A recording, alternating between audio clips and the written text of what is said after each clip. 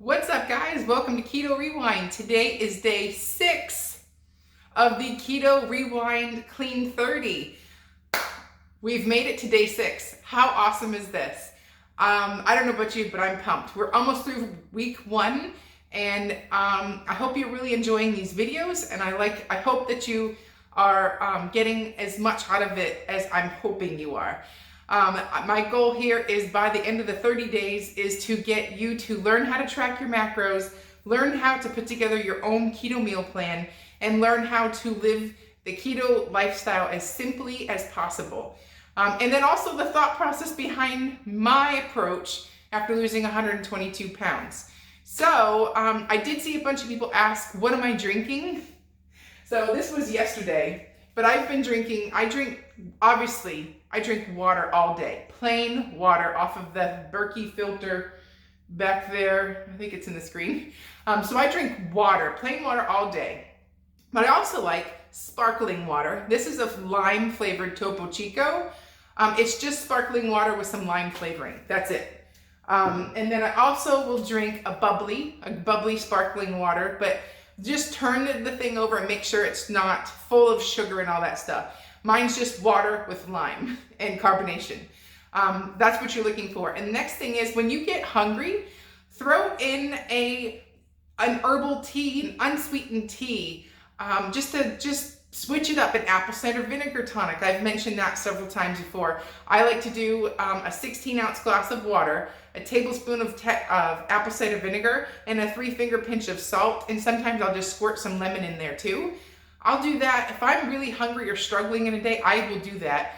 But I've been trying to do that regularly, but I'm not doing it every single day because I forget. But that's another thing that I do use. So if I know I'm going to go for a walk and sweat a lot or do some yard work, I will drink it then for sure, because that's a nice boost of electrolytes, some fluids, and it's completely fine on keto. Some people also add some stevia to sweeten it because it does have a bite. But I personally am used to drinking it without it, so I just chug it and brush my teeth. So anyways, so recap: water, coffee, my iced coffee in the afternoon that has my cream and my collagen in it, unsweetened teas, sparkling waters, and the apple cider vinegar drink. Those are my go-tos every day, but just turn it over, look at the label, and keep it simple. If you see any weird ingredients, stay away from it. So anyway, so it's day 6. We're gonna kick it off with lunch. We're gonna have a busy day, family day, and I'm going to prepare a yummy lunch with my kids, and we're gonna go to the park, get some running around, get some activity in. As you can see, I'm dressed for outside playtime today. So if you're struggling, I wanted to say this really quick: stay busy. Find a pantry to organize. Find some bushes to clean in the yard. Not clean, what do you got? Trim some bushes in the front yard by doing some yard work. Go for a walk, move your body, just stay busy. And this way, if you are still hungry after all that, then okay, listen to your body. But more than likely, you're thirsty or you're bored. So just wanted to leave you with that, and let's go start making some lunch. Okay, so lunch is going to be a 3-egg omelet stuffed with feta cheese. Feta cheese is a lot better for you. I'll save that video for another day, but goat cheeses, sheep cheeses are going to be much better for you as far as inflammation and, everything. So I've been trying to use more feta versus like cheddar or something else. But anyways, if you don't like cheddar, just pick a cheese that you like. I put about a tablespoon of butter in the pan, obviously. 3 eggs scrambled, and we're just going to let that come together. And you're going to want to measure your feta cheese using like a food scale, and we are roughly looking for 1 ounce, which is this serving size. And if you're not sure on serving sizes, start with what's on the back of the box first and go by that, and then log it in your macros, and then you can tailor it to that. So what's left in there is a little bit over 2 ounces, so we just got half of that and measured it out. So 1 ounce, salt, pepper, fold the omelet up pretty, and it's easy as that. So, okay, so today's breakfast is really easy. I get these from Costco. They're the same brand that makes the Canadian bacon, but it has no sugar. It has great macros. Same thing, 10 grams of protein. Show you the back of the bag real quick. Clean ingredients, and they're fully cooked. So you can either do them on the stove or put them in the microwave. I will probably just do them stovetop today. Okay, there's the finished product, the 3 links of sausage and the 3-egg omelet with feta cheese. So next I'm going to show you some dinner. So tonight we're having chicken meatballs, and I know I had kale salad, but I just didn't feel like it. So I'm using the same ingredients, but I'm cooking it a different way. Feel free to still make a kale salad, but I'm using 2 pounds of ground chicken. And I'm just going to make chicken meatballs. Usually I would put on top of the kale salad, I would just put the meatballs, but I wanted roasted kale today. So anyways, that was a 1/2 cup of almond flour. And then the next one is going to be a teaspoon of garlic powder and a teaspoon of onion powder. I don't know if you notice the theme here, but I pretty much use garlic, onion, salt, and pepper in all of my recipes. So another teaspoon of onion powder, and then a teaspoon of pink salt. Remember, get your pink salt in. You'll feel much better. I do, at least. And then a 1/2 teaspoon of ground black pepper. And that's what it looks like from this point forward. We're going to crack 2 eggs in there. And also we're going to add a 1/4 cup of Parmesan cheese. But how wet or, how soupy or whatever, it will matter how many eggs you put in. So just give it a feel. I did 2. It holds the meatball together pretty well. And then it's going to be a little wet at this point. So then you're going to add your Parmesan cheese. And you can do your own amounts to taste. It was about a 1/4 cup for us, for our liking. But if you want it drier, you can increase the amount of Parmesan cheese. And then I got 24, I forget how many I got. I think I got 20 meatballs out of this. I'll have to look when I get my notes, but I just put them in small, middle meatball size. These will also make great snacks if you want something to just pop and grab. Instead of having like a protein shake, have some meatballs. So I'm going to pop those in the oven, and recipe link will be down below with the exact measurements, but we're going to do roasted kale. I like to debone, if you will, the thick stem part from the leaves. So let me give you a close-up of what I mean. But take the leaf part and that real thick, that part, throw that away. It just gets really tough. And if you're making a smoothie or something, leave that in. But when you're making roasted kale, pull that stem out. And it's going to look like a lot, but this is going to cook down a lot. So I'm doing 2 trays for the 4 of us, and my kids will eat this like crazy. So it's basically, they turn into like kale chips. So fill both pans, and then I'm going to put roughly 3 tablespoons divided among these 2 pans of avocado oil. Use avocado oil when you're roasting anything. It has a higher smoke point, and it's a healthier oil for a high temperature cooking level. Save the olive oil for like salad dressings or finished products, because olive oil does not react the same with heat as avocado. So that's just a little fun tip to add. And then again, salt and pepper, both trays of kale.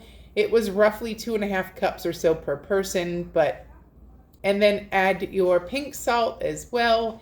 And do it to taste.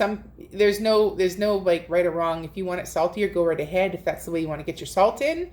Remember, when you take all the processed foods out of your diets, you're taking away all the added salts and minerals that they do add to the food. So that's why I encourage pink salt. Massage the oil, salt, and pepper into the leaves so everything's nice and evenly coated. And you're going to just pop that in the oven as well. There's the finished product of the meatballs. I like to use hot sauce, Frank's hot sauce. It's a great way to add flavor without adding anything that's going to wreck your macros. So I think it was a 1/2 cup of Frank's hot sauce and 2 tablespoons of butter. I love keeping this in the fridge, so I went ahead and made up the whole batch. But yeah, half cup of Frank's. And then you're just gonna microwave that until the butter's melted, and it makes the most delicious dipping sauce. There's the finished product of the roasted kale. It is not burned. That's the way it looks. It tastes crispy and delicious, and you can even throw a bonus of Parmesan cheese on top. I calculated the macros, and I snacked on one meatball already.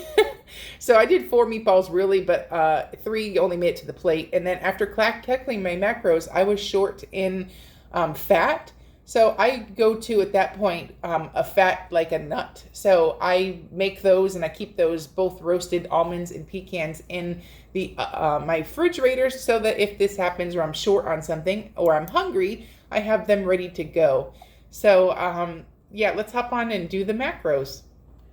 Okay, so to save some time and not make this too tedious, I went ahead and logged my macros for the day for you ahead of time. So let's start by, yeah, and of course they're in the wrong one again. It doesn't really matter. You could put them all under my meals. You could put them all under snack. It doesn't matter. They're all going to add up the same. So I roughly had 2.5 cups of kale. So I entered that in raw, and the Nature's Green was the brand. So I searched Nature's Green, selected the kale, added the amount I had. I had 1 tablespoon of avocado oil that I roasted that in. And then the chicken, meatballs, and hot sauce are 2 recipes that I created based off of the ingredients that I put in. So we'll take a peek real quick of what's in there. I made 6 servings total, and there were 2 pounds of ground chicken, a 1/2 cup of almond flour, 1/4 cup of Parmesan cheese, 2 eggs, garlic, onion powder, and salt. And then that divided it into 6 servings is how I got where I got here. And then because I had the extra meatball, I had to account for that.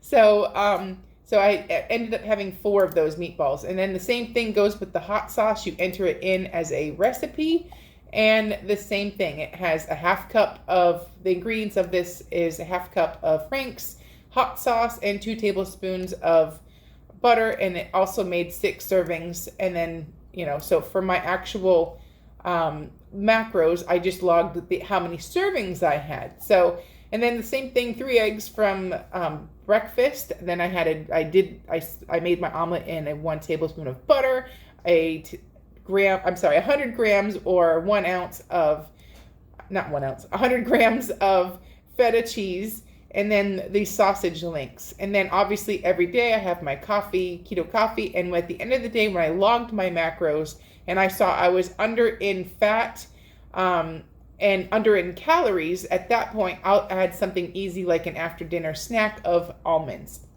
But I mean, I have that with the meal. I'm not saying I had that like 9 o'clock.